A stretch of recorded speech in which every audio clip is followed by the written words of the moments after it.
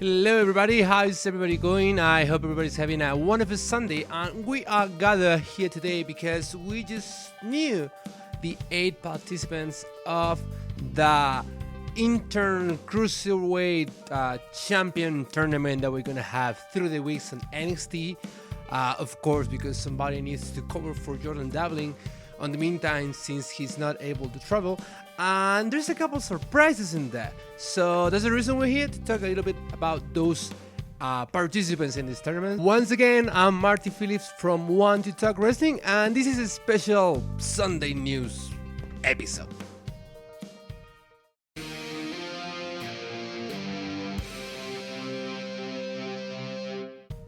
So WWE announced 2 brackets of this tournament. So the way it's gonna be is that we have a bracket with 4 wrestlers, and they are all gonna kind of fight each other, and whoever ends up with like more winning points or more like wins against everybody else is gonna be the one that's gonna go through the next round and eventually challenge the people in the other bracket in Team B. First participant in Team A, it's gonna be the multiple IWGP Lightweight Champion. Did I say that correctly? IWGP Junior Heavyweight Champion.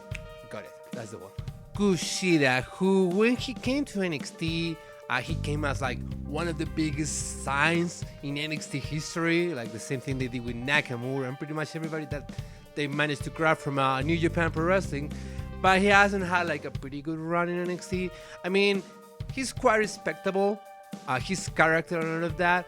But he doesn't have much momentum right now going on. Last time we saw him, he was actually the captain of Team New Cruiserweight guys in this 5 vs 5 match that we have on 205 a couple of weeks ago. Great match. If you haven't seen that, go and watch it. Or maybe better, just check our review somewhere here. Also on Team A, we have the former 205 champion, Tony Nese. Now, Tony Nese is probably one of the biggest 205 original guys. He made his debut in the Cruiserweight Classic back in 2016.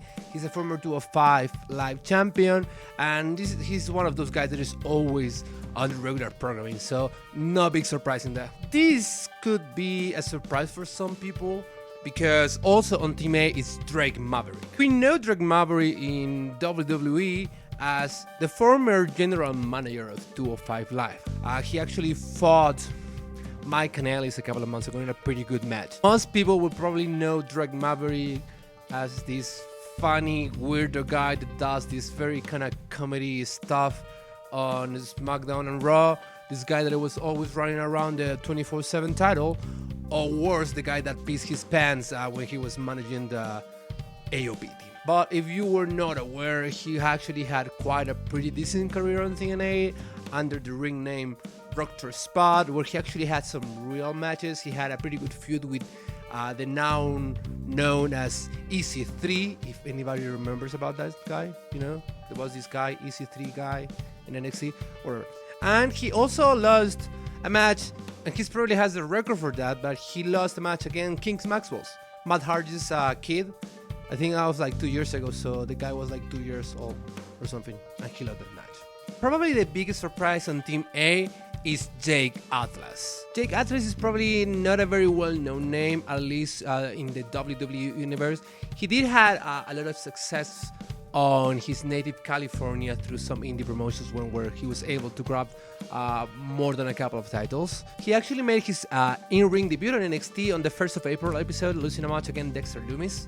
And although he was working actually with the company for a couple of years already in kind of other positions, he just reported to the PC on late 2019.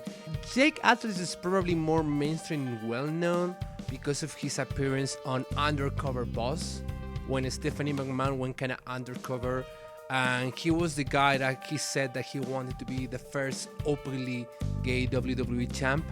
I might put some links somewhere in there if you didn't know about that thing. On Team B, we have the former Evolve champion, Isiah Scott, whose house, Swerve House. I really like that chant when they did that in Evolve a couple of years ago. Of course, he's been like very prominently featured on 205 and NXT lately, so it's not a big surprise he's in there. Also on this team or group, we have former 24/7 champion Akira Tozawa Akira Tozawa also debuted on the CWC back in 2016, and he probably had kind of respectful character for a couple of time in 205. Most well known with his feud and relation with the Brian Kendrick, which is also a guy that never had actually had a pretty successful career, at least in WWE. Like they just don't get behind them. Anyways, also in Team B we have none other than Conor McGregor. No. I'm sorry, cut that. I meant Gentleman Jack Gallagher, the new Gentleman Jack Gallagher with all his new tattoos and stuff. I always liked Gentleman Jack Gallagher, even when he was just like this silly character playing with an umbrella and stuff. And now that he has his new kind of badass persona, like almost Conor McGregor MMA persona, it's gonna be pretty interesting to see what they could do with him. He's being pushed a lot lately on 205 episodes, so I'm pretty sure they are kind of looking for something important for him to do. And I would personally love to see that match between Jordan Devlin and Gentleman Jack Gallagher whenever they come back, maybe like in an NXT UK takeover or something. That would be great.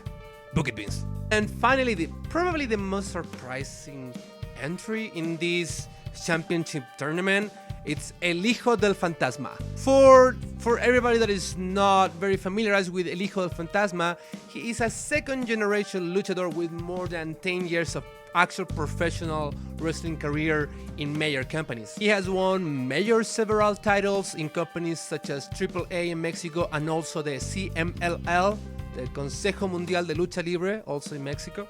El Hijo del Fantasma just made his in-ring debut back in February in a house show, teaming up with Raul Mendoza, even though he already presented himself to the Performance Center back in mid-2019.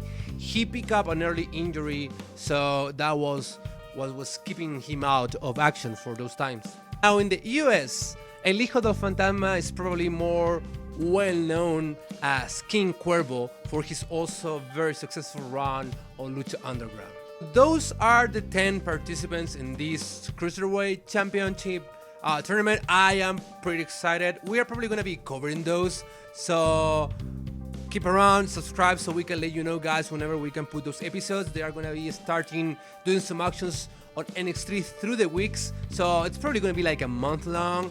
I'm personally cheering up for Jack Gallagher. I really want to see that fight between Jack Gallagher and Jordan Devlin as some... I don't think it's going to be a main event, but like give them a big match on an NXT UK takeover sometime. That would be awesome. So thank you guys for joining me again. Have a great Sunday and see you soon.